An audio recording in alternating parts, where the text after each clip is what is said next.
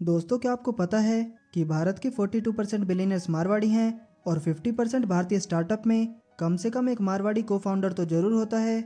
और top media जैसे कि times media, express group, Dainik Jagran, Bhaskar, Rajasthan Patrika, जी एंटरटेनमेंट, ये सभी मारवाड़ी का ही है। यहाँ तक कि जाने माने famous startups Flipkart, Myntra, Snapdeal, Lenskart, India mart, ये सभी आज मारवाड़ी ही चला रहे हैं। और सिर्फ इतना ही नहीं, Ola cabs, ShopClues, Naaptol, OYO rooms, Zomato, Urban Ladders, इन सब की कमांड भी आज मारवाड़ी कम्युनिटी के पास ही है। और इसीलिए तो कहते हैं कि जहाँ ना पहुँचे घोड़ा गाड़ी वहाँ पर पहुँचे रेलगाड़ी, और जहाँ ना पहुँचे रेलगाड़ी वहाँ पर पहुँचे मारवाड़ी। दोस्तों, एक मारवाड़ी को चाहे कुछ पता हो या ना हो, लेकिन उसे पैसे कमाने के सीक्रेट्स काफ़ी अच्छे से पता होते हैं। जहाँ इंडिया में 95% लोग बिजनेस छोड़कर जॉब करते हैं, वहीं मारवाड़ी जॉब छोड़कर बिजनेस करते हैं और फिर देखते ही देखते अपने बिजनेस को आसमान की उन्होंने ऊंचाइयों तक पहुंचा देते हैं, जहां पहुंचने का सपना हर एक बिजनेसमैन देखता है। आप भले ही मारवाड़ी हो या ना हो, पर देश में एंटरप्रेन्योरशिप को बढ़ाने के लिए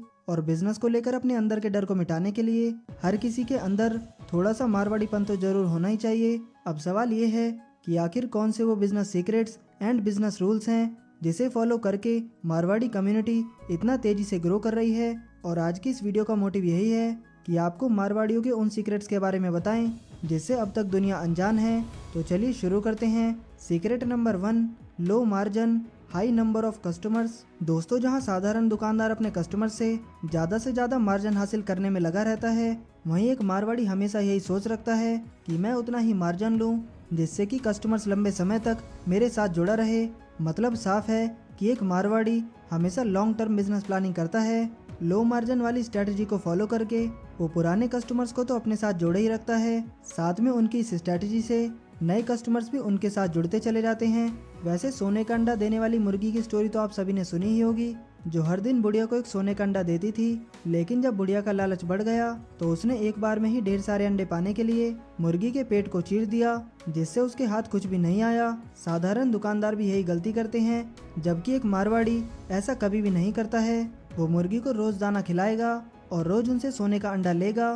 कहने का मतलब है कि मारवाड़ी एक ही बार में ज्यादा से ज्यादा मार्जिन लेकर कस्टमर्स को भगाने की बजाय उनसे लो मार्जिन लेकर लंबे समय तक उनको अपने साथ जोड़े रखता है। एक मारवाड़ी जब भी कोई बिजनेस करता है तो वो अपना पूरा फोकस ज्यादा से ज्यादा कस्टमर्स तक अपने प्रोडक्ट व अपनी सर्विस को पहुंचाने में लगा देता है। मारवाड़ी को लेकर एक कहावत तो काफी फेमस है, speak sweetly, wait with your heart and take it. अब सुनने में ये कहावत भले ही उटपटांग सी लग रही है, लेकिन इसके पीछे की स्टोरी डेफिनेटली आपको बिजनेस का एक बेसिक सीक्रेट समझा जाएगी। चलिए देखते हैं कि क्या है वो सीक्रेट।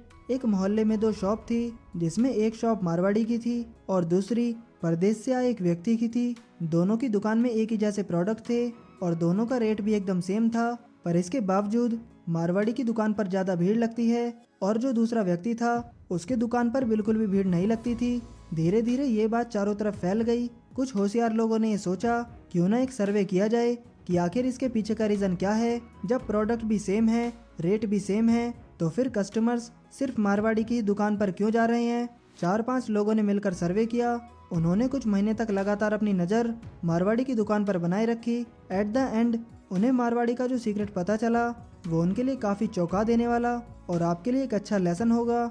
एक्चुअली होता ये था कि जब कोई कस्टमर उस दुकानदार के पास सामान लेने जाता था, फॉर एग्जाम्पल मान लीजिए कोई कस्टमर उस दुकानदार के पास 1 किलो चावल लेने जाता है, तो वो दुकानदार अपने झोले में से ढेर सारा चावल पैकेट में भरता और उसे तराजू पर रख देता है। अब कस्टमर को तो 1 किलो चावल ही चाहिए, इसीलिए जो एक्स्ट्रा चावल होता है उसको वो दुकानदार निकालने लगता है। पहले वो थोड़ा चावल निकालता है, फिर थोड़ा और निकालता है। इस तरह वो दुकानदार 3 से 4 बार कस्टमर के पैकेट में से चावल निकालता है, जिससे उसकी दुकान पर आने वाले कस्टमर्स को ऐसा लगने लगता है कि ये तो सिर्फ मेरे पैकेट में से ही चावल निकाल रहा है। लेकिन तेज बुद्धि वाला मारवाड़ी ऐसा नहीं करता है। वो जानबूझकर पैकेट में सिर्फ 700 से 800 ग्राम चावल भरकर लाता है और उसे तराजू पर रख देता है और फिर वो उसमें थोड़ा चावल और डालता है। वैसे वो 3-4 बार करता है। अब यहाँ पर कस्टमर्स को ऐसा लगने लगता है कि मारवाड़ी भाई तो बहुत दयालु हैं, ये तो हमें ज़्यादा चावल दे रहे हैं। और यही वजह थी कि मारवाड़ी की शॉप पर कस्टमर्स की लाइन लगी रहती थी। और कुछ मारवाड़ी तो इससे भी ज़्यादा चालाक होते हैं। वो 1 किलो चावल तोलने के बाद उसमें एक मुट्ठी चावल एक्स्ट्रा डाल देते हैं अपने कस्टमर्स का सिर्फ और सिर्फ दिल जीतने के लिए, क्योंकि मारवाड़ी को पता है कि एक मुट्ठी चावल से उसका कुछ बनेगा, बिगड़ेगा नहीं। लेकिन अगर कस्टमर उनके साथ बना रहा तो वो उससे हमेशा ही प्रॉफिट अर्न करते रहेगा। Secret number 2, Marwari always believes in optimisation. दोस्तों, अक्सर मारवाड़ियों को लेकर एक बात हर तरफ सुनने को मिल जाती है कि मारवाड़ी बहुत ही ज़्यादा कंजूस होते हैं, लेकिन आपको बता दें कि ऐसा बिल्कुल भी नहीं है। आप एक बार मारवाड़ी के घर की शादी में जाइए, इतनी लेविश शादी शायद ही आप कहीं देख पाओगे। आप मारवाड़ियों के घर के खाने को देखिए, हर दिन उनके घर पर ऐसे ऐसे पकवान बनते हैं कि मानो किसी फेस्टिवल को सेलिब्रेट किया जा रहा हो। आप मारवाड़ियों के हाथों की उंगलियों पर नजर दौड़ाइए, सोने की रिंग से भरी नजर आएंगी। उनके गले पर नजर डालिए, सोने की एक चैन लटक रही होगी। उनके कपड़ों को देखिए, साफ सुथरे चमकदार नजर आएंगे, मानो अभी अभी नए सिलकर आए हों।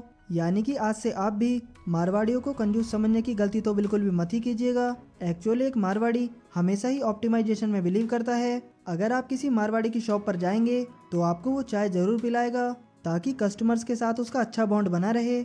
और वो चाय आपको कभी भी 5 स्टार रेस्टोरेंट से नहीं पिलाएगा, वो आपको अपनी गली की नुक्कड़ पर मौजूद किसी छोटे टी स्टॉल की चाय पिलाएगा, जहाँ चाय बहुत अच्छी बनती हो। मारवाड़ी अपने पैसों को बहुत ही ज़्यादा सोच समझकर खर्चा करते हैं। वो कभी भी ऐसी जगह पर खर्चा नहीं करते जहाँ पर उनको मिलने वाला रिटर्न खर्चे से कम हो। मारवाड़ी कोई भी सामान खरीदते हैं तो उसके साथ उनकी मोनेटाइजेशन एक्सपेक्टेशन जुड़ी रहती है, यानी यदि वो किसी चीज़ को खरीद रहे हैं तो वो उससे अच्छा इंटरेस्ट कमा सकते हैं या नहीं, ये सोचकर ही वो उसमें पैसा लगाएंगे। जैसे गाड़ी खरीदेंगे तो उससे क्या फ़ायदा होगा, घर खरीदेंगे तो उसमें क्या बेनिफिट मिलेगा, सोने की रिंग फ्यूचर में उन्हें कितना इंटरेस्ट देगी।